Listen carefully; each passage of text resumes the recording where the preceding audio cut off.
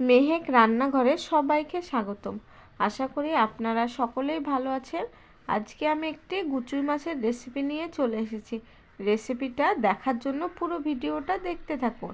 গুচুই মাছ কাটা খুবই সোজা, মাথাটা কেটে নিলেই হয়ে যায়, আর পেটটা চিড়ে দিলেই, এই দেখুন সরু একটি নাড়ি থাকে, নাড়িটা কেটে নিলেই হয়ে যায়।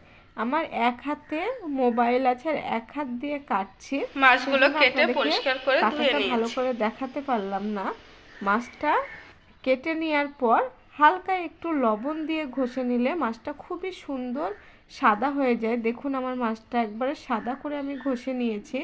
এরপর মাছে আমি হলুদ গুঁড়ো, ধনে গুঁড়ো, লঙ্কা গুঁড়ো, লবণ, আদা, পেঁয়াজ একসঙ্গে আমি বেটে রেখেছিলাম, সে বাটা মশলাটা দিয়ে আমি কিছুক্ষণ রেস্টে রেখে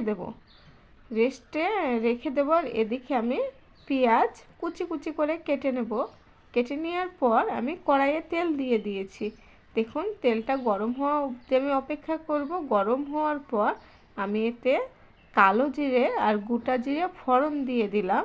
এরপর কোচানো পেঁয়াজ কুচি দিয়ে দিলাম।